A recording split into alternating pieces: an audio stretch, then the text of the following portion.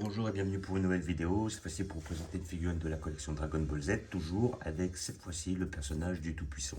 Donc issu de la même collection que la vidéo précédente, la collection Ichiban Sho, qui vient de la loterie Ichiban Kuji, mais issue de l'arc Dragon Ball. Donc là nous avons le personnage du Tout-Puissant. C'est très rare qu'on ait des Tout-Puissants, je crois que c'est l'un des premiers que j'ai lu, ou sinon il était quand même assez cher. Et comment dire, ou alors des figurines qui sont quand même hors de prix et d'autres collections. Et là, franchement, ils nous ont sorti un tout puissant. Bon, je l'ai payé 70 euros. Ça va, ça reste assez correct par rapport au prix des figurines en général. Et là, franchement, on a un très très beau tout puissant. Comme j'ai dit sur la précédente vidéo, un gros regret qu'on n'ait pas Monsieur Popo. Monsieur Popo, c'est vraiment la pièce aussi intéressante qu'on aurait pu avoir. Donc voilà, loterie Ichiban Kuji qui sortent des collections en Ichiban Sho à la vente en France et des fois et aussi dans d'autres pays. Voilà, et avec le personnage du Tout-Puissant que j'ai payé 70 euros. Nous allons l'ouvrir pour voir ce que ça donne, car j'ai hâte de voir la bête. Voilà.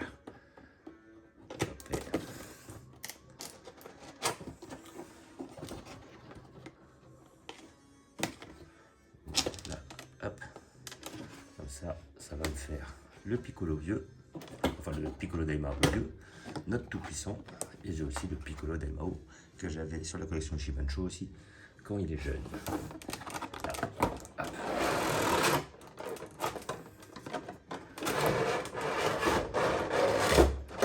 Et là, je garantis qu'elle est très lourde. Franchement, encore une pièce de qualité un peu moins chère que la précédente.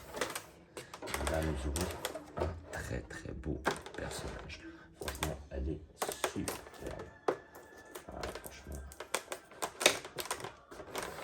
on sort des collections comme ça, comment ils assurent. Voilà, franchement, là, ils assurent depuis un petit temps sur ces figurines-là.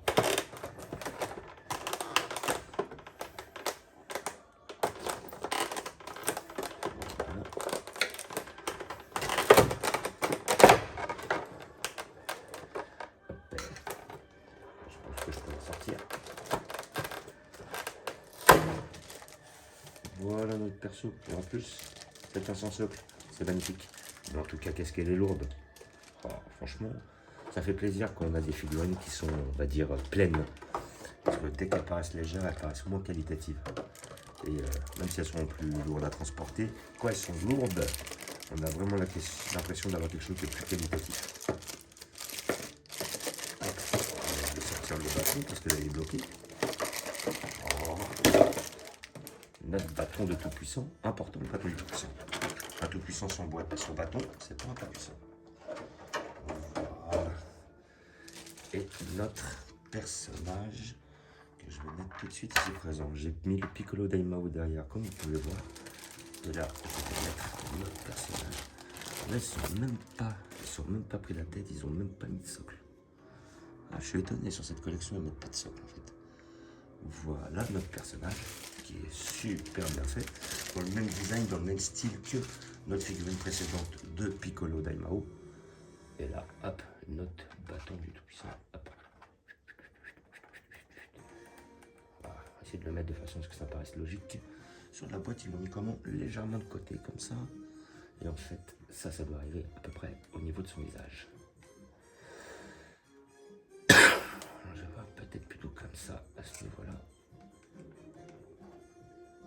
Ouais, ce serait comme ça, je pense à peu près.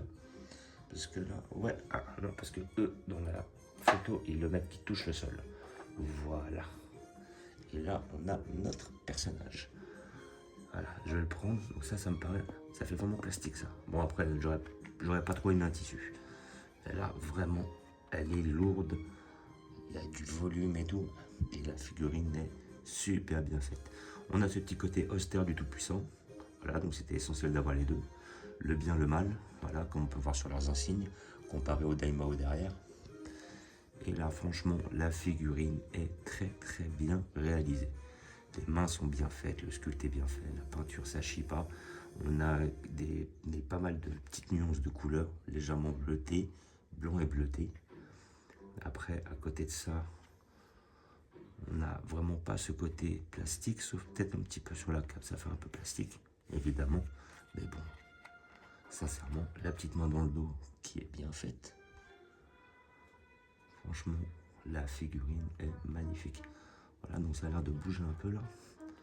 On sent que les pièces, au bruit, voilà, ça fait plastique sur plastique.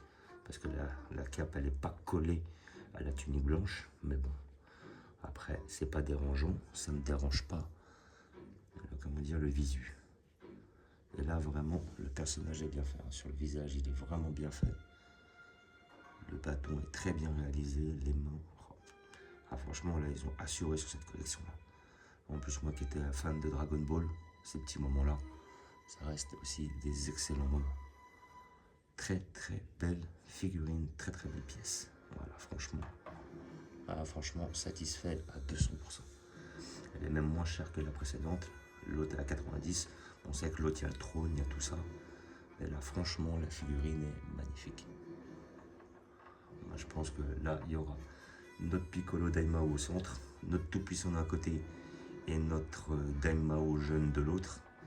Je pense qu'après, il y a de quoi faire un très très bel arc Dragon Ball. Voilà. Donc, figurine Dragon Ball, collection Ishibansho. Moi, j'ai payé 70 ou peut-être la toucher vers les 60 euros. Ça reste quand même assez qualitatif hein, pour cet euro-là, 60-70. On a quand même des belles figurines. Là, ils ont fait des beaux sculptes, belles peintures, comment dire, beaux effets et tout. Des personnages qui sont quand même assez rarissimes. Donc, c'est, on va dire, une certaine exclusivité. Et à des prix quand même assez corrects. Franchement, rien à dire. Très très beau, très très belle figurine, très très belle pièce. Voilà, donc pour tous les passionnés, je la conseille. Et bon, comme je disais au départ, c'est bien dommage qu'il ne nous ait pas fait un Pico, enfin comment dire, un Monsieur Popo. Un Monsieur Popo, ça aurait été vraiment la pièce manquante, justement, de façon à remplir tout l'arc, on va dire l'arc Maître Karine tout puissant. Voilà. Donc, hop, petit vision encore sur la petite figurine, qui c'est vraiment magnifique. Comme vous pouvez voir, très très lourde, grande, on va dire 20-22 cm, je pense à peu près. Très beau sculpte. Très belle pièce, je la conseille. Voilà, donc comme d'habitude, je vous remercie d'avoir regardé. Je vais la placer derrière. Donc après, je vous ferai un petit visu de la collection une fois que j'aurai envoyé toutes mes vidéos sur l'arc Dragon Ball et mes nouveaux achats. Et puis je vous souhaite, je vous dis ciao. N'hésitez pas à vous abonner, mettre des pouces comme d'habitude. Ciao.